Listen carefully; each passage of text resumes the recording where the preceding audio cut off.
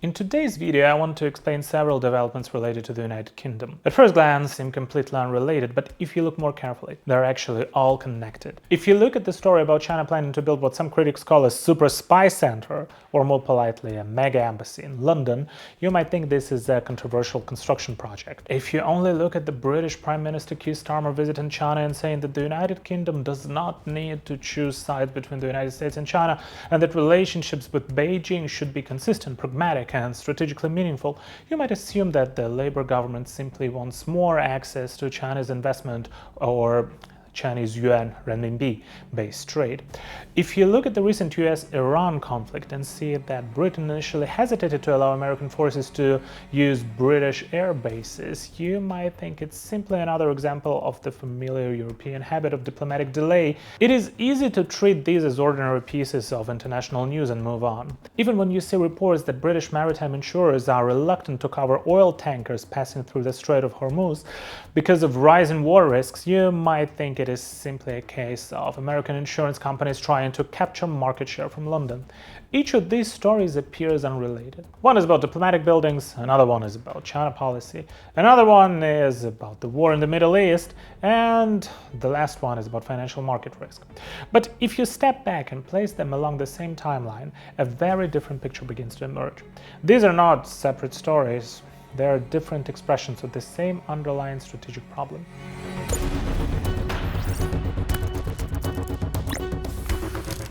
Let's start with the most obvious event. On January 20, 2026, the Labour government officially approved China's plan to build a new large embassy complex at Royal Mint Court in London. This project had been delayed for years because of its extreme sensitivity. The site is located near the Tower of London and sits in the area dense with financial and communications infrastructure. It has also faced long-standing concerns about security risks, public protest, and espionage.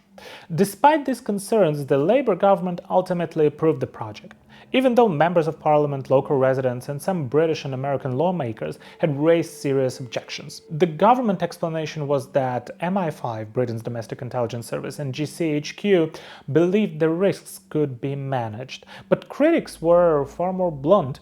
They argued that this is not simply an embassy. It's effectively placing a massive Chinese intelligence hub in the heart of London. What is most striking, however, is the timing. Right after the approval of what critics describe as potential Chinese intelligence hub in London, Prime Minister Keir Starmer immediately traveled to China to meet Xi Jinping. In the official government statement, the relationship with Beijing was framed as consistent pragmatic partnership.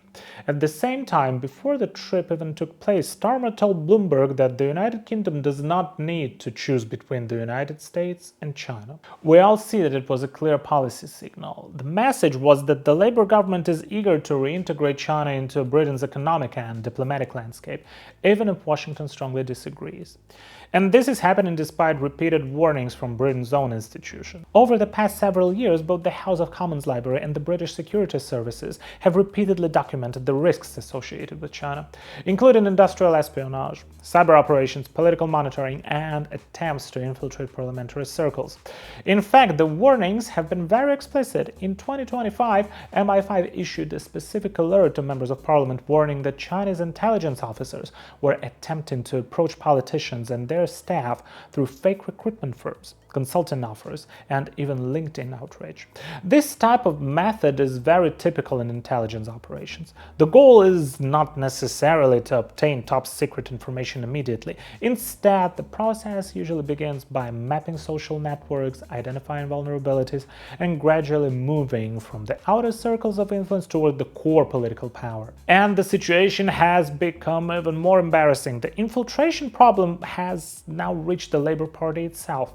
In March of this year, David Taylor, the husband of Labour MP Johnny Reid, was arrested under the United Kingdom National Security Act on suspicion of assisting a foreign intelligence service. Reid subsequently stepped down from her party position and became subject to an internal investigation.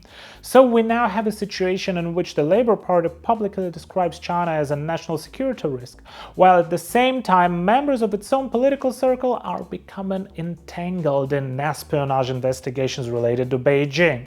Yet, the government still chooses to pursue closer relationships with China. And this is happening in 2026, a period when the strategic rivalry between the United States and the Chinese Communist Party has already become an open and defining feature of global politics. Nevertheless, the British government appears reluctant to align itself with this reality. Prime Minister Starmer made these remarks about not choosing between the United States and China at a time when Beijing is being accused of conducting political influence operations in Britain, monitoring dissidents living in the United Kingdom, attempting to cultivate contacts within Parliament, and expanding its influence within universities and technology sectors. In other words, it's not that the British government isn't aware of the risks posed by China, it is that despite understanding those risks, it has still decided to reopen and deepen the relationship. More than a decade ago, the British government introduced what was once described as a landmark China policy.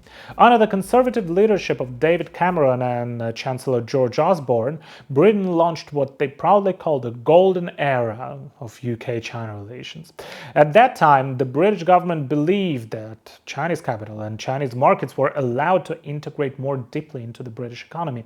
The relationship could develop into a mutually beneficial strategic partnership. Chinese companies were invited to invest in British nuclear power projects. Chinese capital participated in infrastructure development. Chinese firms were even allowed to take part in the construction of the UK's 5G telecommunications network. The British political elite believed they could attract Chinese investment while still maintaining control over national security risks. After Brexit, between 2016 and 2021, the United Kingdom also faced a deeper psychological challenge. Britain wanted to prove that it was still a major global power. Even outside the European Union, it hoped to demonstrate that its financial sector and service economy could still dominate internationally. But when a country becomes uncertain about its own status, it becomes easier for that country to convince itself that engagement with China is still the solution. History quickly showed that this confidence was largely an illusion. In the past, Western policymakers often described the belief that engagement with China would eventually make the Chinese Communist Party more liberal. It's the so-called engagement illusion. The idea was that economic integration would gradually transform China's political system. But the situation Britain faces right now looks less like an illusion and more like what we might call engagement blindness. Engagement blindness means something slightly different. It means that policymakers already understand the risks of engagement with China, yet they continue pursuing it anyway, partly to demonstrate that Britain can maintain an independent global role without relying too heavily on the United States. In many ways, it reflects a kind of political arrogance among certain elite circles, the belief that Britain can manage the risks while still benefiting from China's economic power. Another strategic mistake quickly became visible during the recent US-Iran conflict. When the war between the United States and Iran began on February 28th, Prime Minister Starmer delayed until March 1st before announcing that Britain would allow the United States to use British air bases to carry out what he described as defensive strikes against Iranian missile storage and launch facilities. Before making this announcement, the British government had repeatedly emphasized that it was not participating in the American and Israeli strikes against Iran. This hesitation was connected to Britain's position within the global economic system. Because the moment war breaks out in the Middle East, the first sectors to feel the pressure are maritime shipping, energy supply, and insurance markets. The London maritime insurance market felt the shock almost immediately. Because of the war, insurance premiums surged, and some policies were either cancelled or rewritten with new risk conditions. For decades, British maritime insurers, especially Lloyd's of London, have thrived under a global system where the United States Navy effectively guarantees freedom of navigation and maritime stability. Even as the conflict escalated, the London market tried to emphasize that it remains the center of the global maritime insurance industry. But at the same time, the situation in the Strait of Hormuz exposed a deeper vulnerability. In reality, Britain's maritime insurance sector cannot function without the security architecture maintained by American military power. And this highlights a broader strategic problem. Because of a series of policy mistakes, both in the past and today, Britain is gradually losing the financial influence that once made London a dominant global center. The more Britain attempts to distance itself from the US politically, the more it risks weakening its own global influence. The strategic contradiction can also be seen in Britain's position on Hong Kong. In recent years, the British government has continued publishing its regular 6 monthly reports on Hong Kong. has issued statements regarding the trial of Jimmy Lai and has criticized Beijing's transnational repression. So it's not accurate to say that Britain remained completely silent. The problem is not whether Britain speaks out, it is that its overall China policy appears deeply contradictory. On the one hand, London criticizes the Jimmy Lai case and condemns cross-border repression carried out by the Chinese state. On the other hand, the same government approves the construction of a massive Chinese diplomatic complex in the center of London, one that could potentially serve as a major hub for Chinese political and intelligence activities in Europe.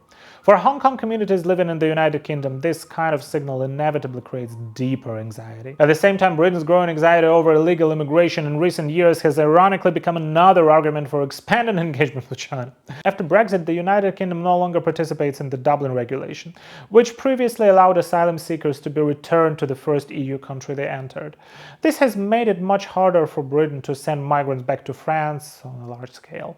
At the same time, the departure of large numbers of EU workers after Brexit created significant imbalances in the labor market and public services across the country. Many of the problems Britain faces today began during the Conservative era.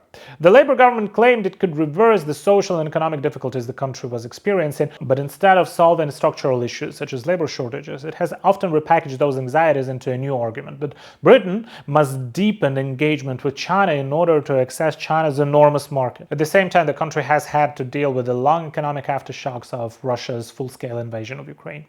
4 years after the conflict began, energy costs in the United Kingdom remain extremely high. This has only intensified the sense of economic insecurity. And the situation has been made worse by domestic policy choices. Since taking power, the Labour government has accelerated plans for full electricity decarbonization by 2030 and the phase out of gasoline-powered vehicles. These policies have increased the costs of energy transition and contributed to rising living expenses. For many working-class households, this means that after already enduring the cost of living crisis triggered by the war in Ukraine, they are now facing extremely high electricity bills as well. In practice, many critics argue that these green policies have not significantly improved environmental outcomes. Instead, they function more like a regressive tax that disproportionately affects poorer households, further increasing economic anxiety across society. When we put all of these factors together, a clearer picture begins to emerge, which is post-Brexit uncertainty about Britain's global role, the economic and energy consequences of Russia's full-scale invasion of Ukraine, rising costs linked to aggressive green energy policies, growing competition threatening London's position as a global financial and insurance center, and on top of all this, long-term political influence operations conducted by China. All these pressures are converging at the same time, but instead of prompting a serious strategic reassessment, these developments have often led British political leaders to persuade the public that the solution lies in embracing China's economic opportunities, or even positioning Britain in opposition to the United States. The problem, however, is that China is not simply a trade partner. According to Britain's own national security institutions, China is a strategic competitor that has been conducting long-term operations involving political infiltration, surveillance, and influence campaigns. That means the question Britain faces today is no longer simply whether to build one embassy complex in London. The real question is whether the country still has the ability to distinguish between different kinds of choices. What counts as pragmatism and what counts as surrender? What counts as engagement and what counts as infiltration? What counts as diplomatic balance and what turns a country into a gateway for Beijing's influence operations in Europe? And for Taiwan, this is not simply distant European gossip, because what Taiwan is witnessing today is a warning about what can happen when democratic societies believe they can simultaneously speak about security risks while continuing to deepen their economic cooperation with China. From London's political circles to Hong Kong communities in the UK to Parliament to maritime insurance market, the same logic can also apply elsewhere, to universities, media institutions, political parties, and online discourse in Taiwan. When a democratic society convinces itself that it can control the risks, maintain a perfect balance, and use economic engagement with China to guarantee stability, it may actually be placing itself on a path toward long-term decline. This kind of relationship is not engagement. It is self-inflicted damage. And in the end, it can lead to the gradual collapse of the very system it was supposed to protect. Thank you for watching. If you liked the video, please press like, subscribe, and share. This is Stan. I see you in the next one.